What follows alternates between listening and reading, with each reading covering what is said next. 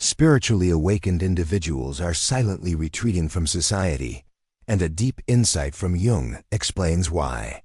When you achieve genuine consciousness, participation in unconscious social structures becomes an untenable psychological burden.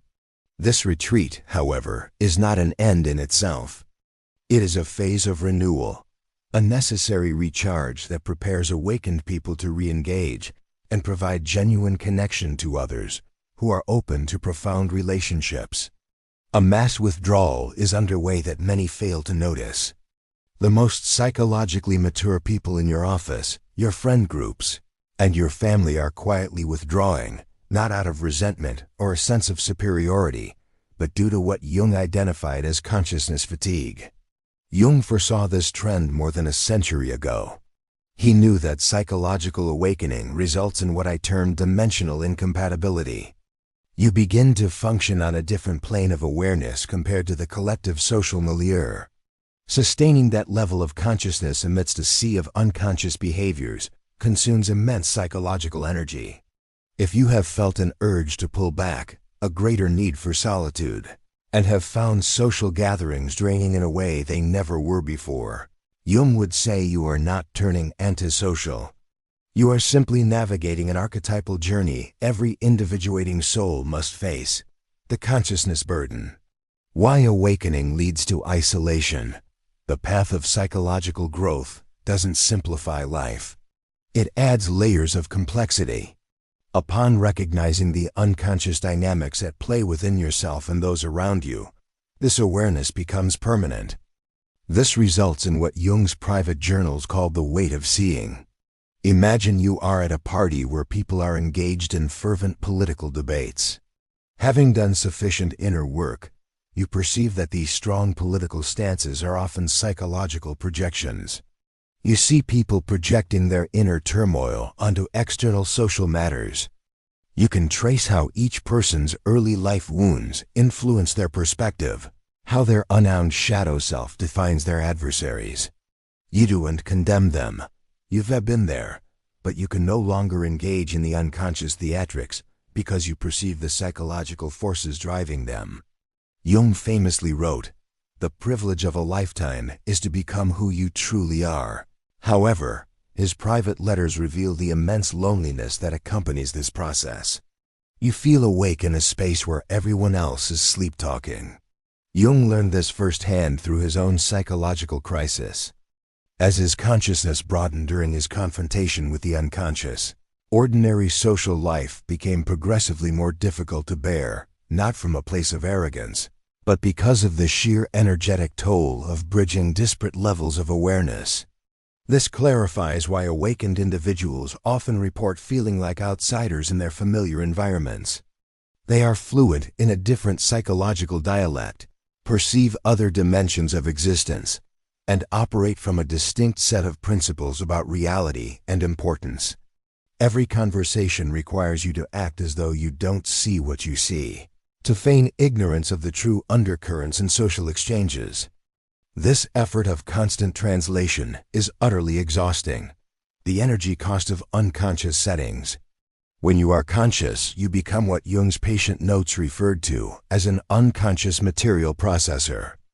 You are not only dealing with your own psychological state, but are also automatically sensing, sifting through, and processing the unconscious projections, shadows, and emotional residue that others exude.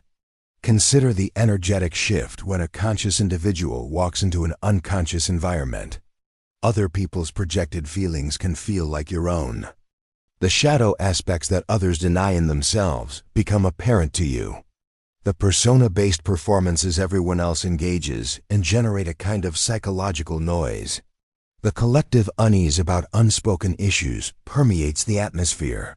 Jung labeled this psychological contamination in his clinical writing. Your refined sensitivity, a great asset in conscious settings, becomes a vulnerability in unconscious ones. Alina, a therapist who had undergone extensive shadow work, felt a mysterious depletion after her team meetings. Analysis revealed she was unconsciously processing not just her own issues but also the unarticulated tensions, projections, and shadow dynamics of her entire group. She wasn't attempting to heal anyone. Her consciousness was simply so attuned that the surrounding unconscious material was like static she could not block out. There is another aspect that Jung's letters bring to light. Once you have made contact with your authentic self, engaging in social personas becomes genuinely agonizing. Before your awakening, you could slip into whatever role a situation demanded without a second thought. Afterward, reverting to persona performance induces what Jung privately termed existential nausea. You sit in a boardroom pretending the corporate role you play is significant, knowing it is merely a facade. You attend family events, acting out roles that no longer fit. You try to sustain friendships built on a shared unconsciousness, even though you have moved beyond the very patterns that once held you together. This is not about feeling superior. It is about psychological integrity. Your psyche will no longer allow you to betray your own authentic growth simply for the sake of social ease. Jung's own journals reflect this inner conflict.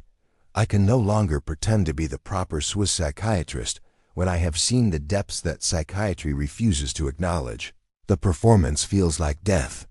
If this fatigue from playing roles resonates with you, comment below. I recognize the cost of psychological authenticity.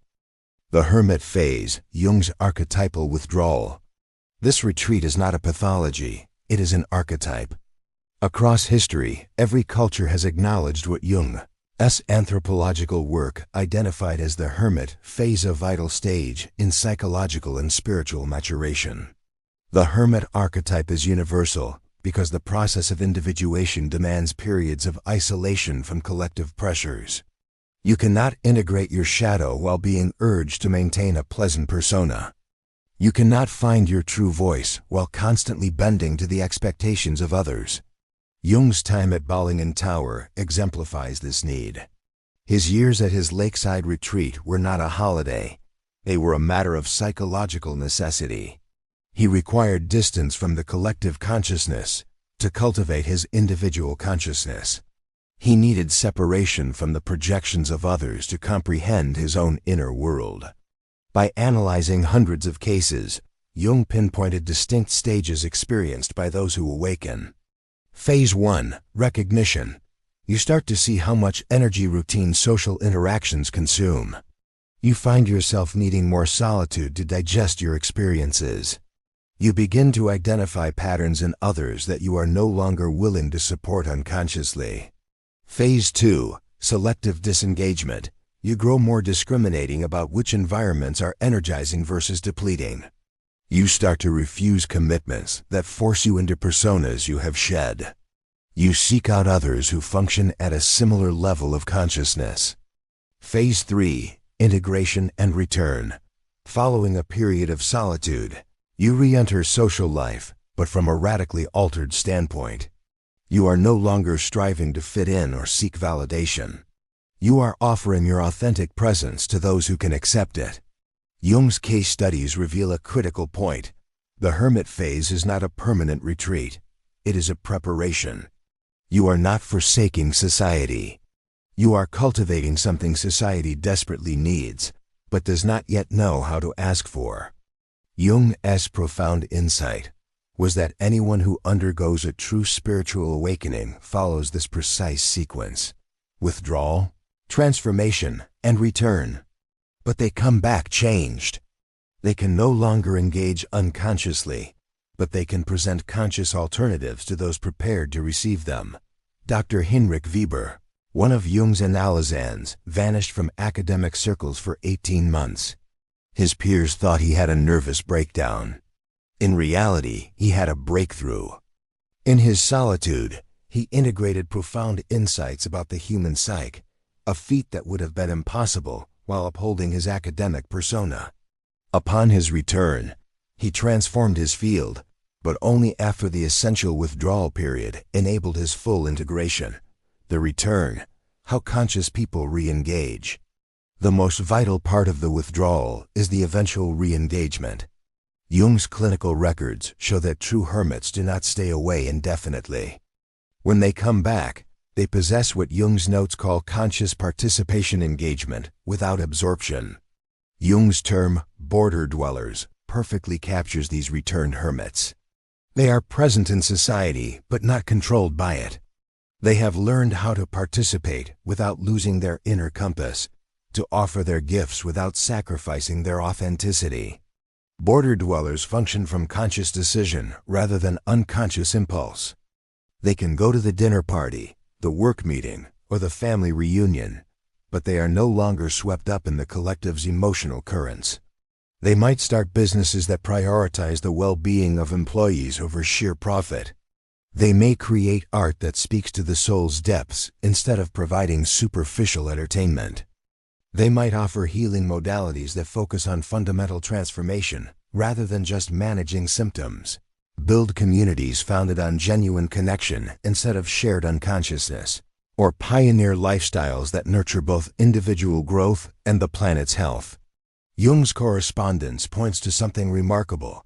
Conscious people become selectively visible after their integration. They are unseen by those who crave unconscious approval, but are clearly perceived by those seeking genuine connection. This explains why awakened individuals often feel they are living in two separate realities. They may exist on the periphery of mainstream society, while being deeply connected to others on a similar path of development.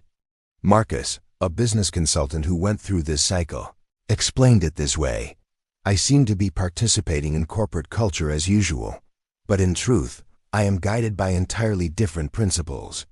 I provide conscious leadership to those who are receptive to it, while remaining unnoticed by those who would oppose it."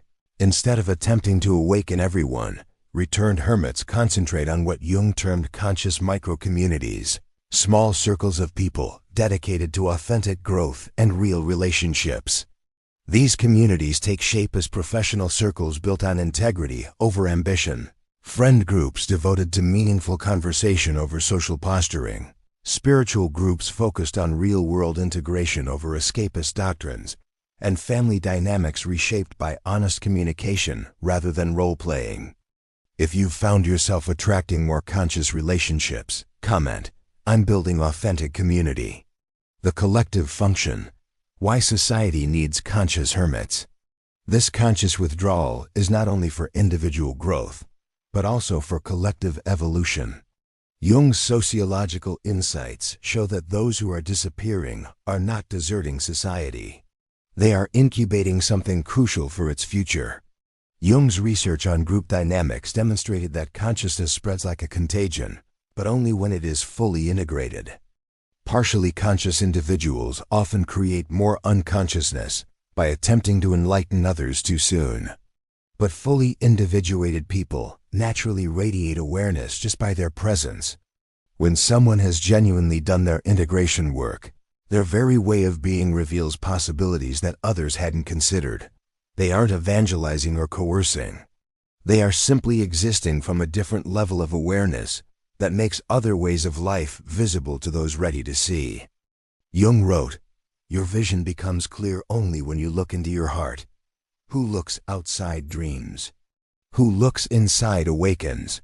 Jung's anthropological studies showed that awakened people act as what could be called a cultural innovation laboratory, creating new forms of consciousness that the mainstream is not yet ready for but will eventually require. During their withdrawal, conscious individuals are pioneering relationship models that value authenticity above performance, devising economic systems that serve life instead of exploitation, exploring healing methods that treat root causes over symptoms, and developing lifestyles that sustain both personal and planetary health. When the larger culture is ready for these advancements, the prototypes have already been refined and are available. Jung predicted that humanity would encounter collective crises that would demand widespread psychological maturity. He was convinced that the individuals who stepped back during times of stability to cultivate consciousness would become vital guides during periods of collective upheaval. We are seeing his prediction unfold now. Jung's analysis of cultural shifts revealed that conscious withdrawal exerts what biologists call evolutionary pressure on unconscious systems. When awakened individuals cease their participation in dysfunctional dynamics, those dynamics must either change or crumble. Companies lose their most creative employees to more conscious work environments. Relationships founded on unconscious agreements fall apart when one person refuses to play their part. Political movements lose followers who begin to see through the psychological projections. This creates a selective pressure that encourages the emergence of more conscious options. The withdrawal is not abandonment. It is the natural mechanism that fosters cultural evolution toward greater consciousness. Integration practices. How to navigate withdrawal consciously. For those feeling the call to withdraw, Jung's therapeutic notes offer specific methods for navigating this stage constructively, avoiding the traps of isolation or spiritual inflation. Jung's case studies differentiate between healthy discernment regarding energy draining situations and unhealthy judgment toward people operating unconsciously. The essential insight is that everyone is precisely where they need to be on their developmental path. When you feel superior to unconscious people, you are, in fact, exhibiting your own unconsciousness. True awareness understands that awakening unfolds on individual schedules and cannot be rushed. Practice asking yourself, is my withdrawal motivated by wisdom or by judgment? Am I conserving my energy for authentic contribution? Or am I running from the challenges of human connection? Instead of a complete social retreat, Jung's Surit's treatment plan suggested selective engagement, mindfully choosing which environments and relationships foster your growth versus those that deplete it. This approach includes limiting time in settings that require persona performance, seeking out individuals and groups on similar wavelengths, setting boundaries around conversations that spark unconscious projection patterns, and directing energy toward relationships that can accommodate your authentic self. Jung's therapeutic methods stress that withdrawal should be a preparation for contribution, not a permanent flight. During periods of integration, concentrate on developing something you can eventually give back to the collective. This could be healing techniques to help others navigate their own awakenings, creative works that convey consciousness, and understandable forms, business models that show how to operate with integrity, relationship skills that demonstrate how authentic connection is built, or wisdom about navigating the challenges of psychological growth. Jung's patient files indicate that healthy withdrawal phases typically last between 6 months and 3 years, depending on the individual's integration needs. Warning signs that a withdrawal has turned unhealthy include a total lack of interest in human connection, developing a superiority complex about one's level of consciousness, using spirituality to shirk practical life responsibilities, being unable to relate to anyone not on a similar journey, and losing empathy for people caught in unconscious patterns. Comment if you are consciously using withdrawal as preparation rather than escape. I am integrating to serve authentically. The dangers when withdrawal becomes unhealthy. While Jung affirmed conscious withdrawal as essential, his clinical work also highlighted its shadow side. Spiritual awakening can morph into spiritual bypassing when it is used to evade, rather than engage with, the full range of human experience. Jung's psychiatric practice identified spiritual inflation as a primary hazard for awakening individuals. When people confuse psychological growth with superiority, they wield consciousness as just another ego defense instead of a tool for genuine transcendence. Warning signs from Jung's case files include believing you are too advanced for normal human struggles like grief, anger, or fear, using spiritual ideas to shirk responsibility in practical areas like finances, health, or relationships, developing contempt for unconscious people instead of compassion, becoming addicted to being the most conscious person in the room, and using withdrawal to avoid feedback that could challenge your self-perception. Jung wrote, "The most terrifying thing is to accept oneself completely. This includes accepting that you are still human, still learning, and still capable of unconscious behavior, even after significant progress." Jung's therapeutic notes recorded cases where individuals became addicted to the safety and predictability of solitude, using withdrawal to avoid the messy reality of human relationships. He called this hermit neurosis, mistaking isolation for enlightenment. Healthy withdrawal revitalizes you for eventual re-engagement. Unhealthy withdrawal becomes increasingly isolating and leads to depression, anxiety, and a detachment from your own humanity. Jung was a strong proponent of professional guidance during significant psychological shifts.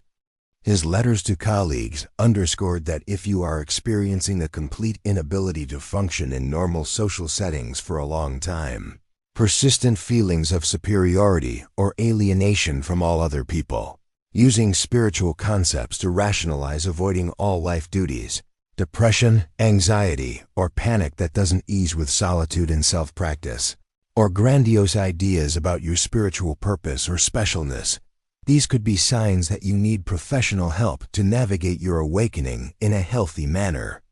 Jung himself depended on colleagues and mentors throughout his own developmental journey. Jung's clinical experience showed that genuine individuation always leads back to human community, but from a more authentic footing. If your awakening is making you less capable of love, connection, and service, something has gone awry. Jung taught patients to regularly ask, "Is my solitude making me more capable of authentic love and service, or is it making me more isolated and judgmental?" Healthy conscious withdrawal feels like preparation and integration. Unhealthy withdrawal feels like escape and avoidance. The return path, re-engaging consciously. Jung's therapeutic records demonstrate that withdrawal readies you for a fundamentally different type of social interaction, one rooted in authenticity over performance, service over neediness, and contribution over consumption. When you are prepared to re-engage after integration, Jung's treatment methods suggest a gradual process that respects both your own development and others' readiness for authentic connection. Begin with low-pressure interactions where you can practice being your authentic self without the need to perform or fix anyone. This could involve conversations with strangers who have no preconceived notions of who you should be, volunteer work where you can contribute without seeking approval, creative communities where genuine expression is prized, or professional situations where your distinct viewpoint is valued.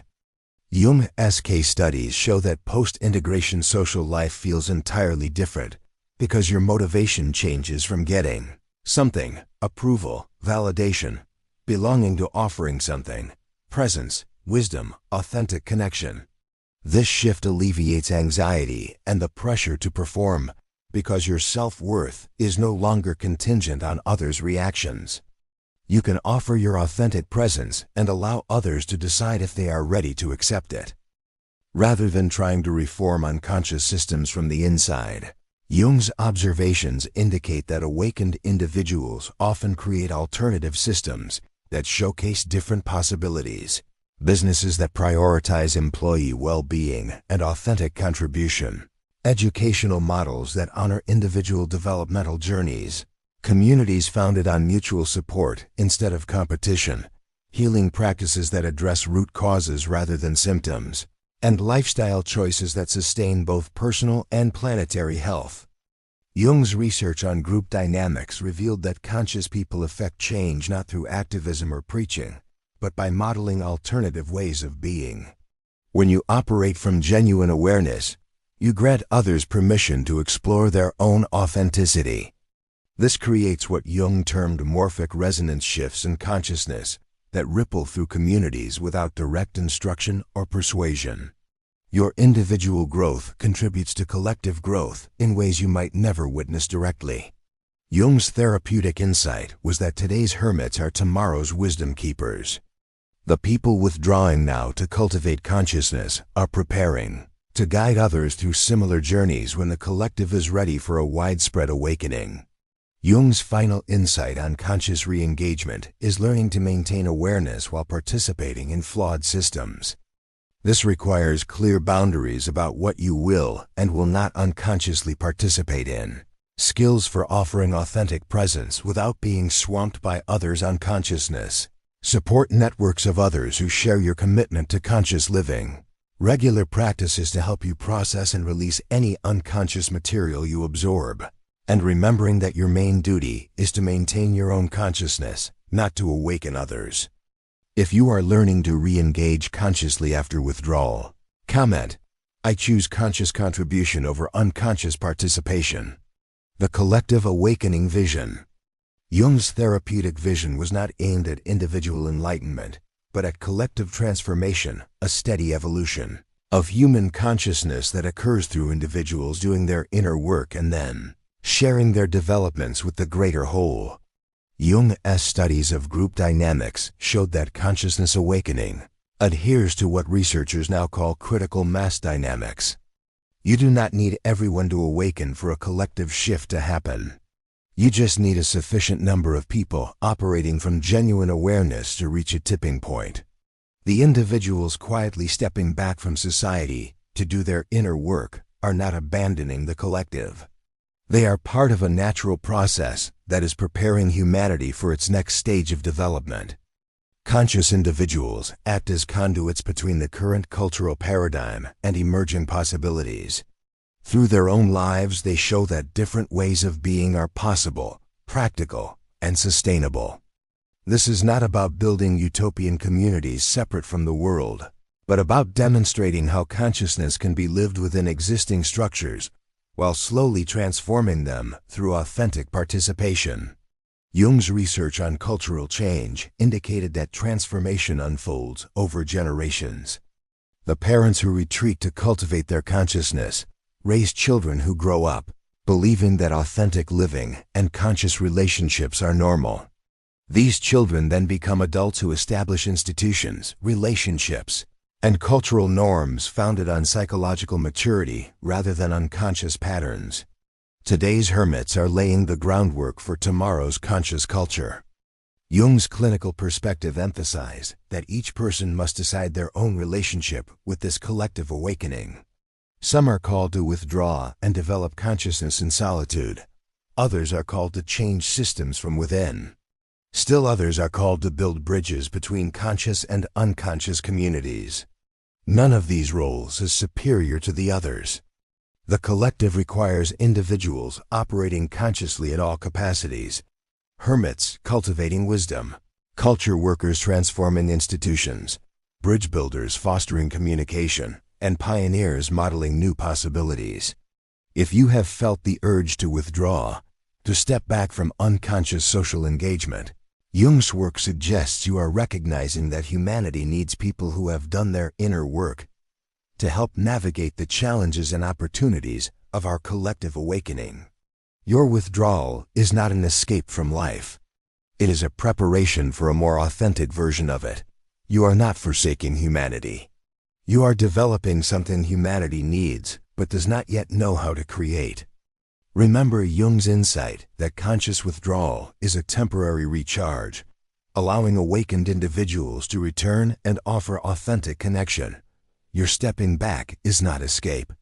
It is evolution, not just your personal evolution, but your participation in humanity's gradual awakening to more conscious ways of being. Comment below. I trust the timing of my consciousness development. If you are ready to honor your authentic path, whether it involves withdrawal, re-engagement, or something uniquely your own, your journey is important not just for you, but for all of us walking the path toward greater consciousness and authentic human connection. Thanks for watching. See you in the next dimension.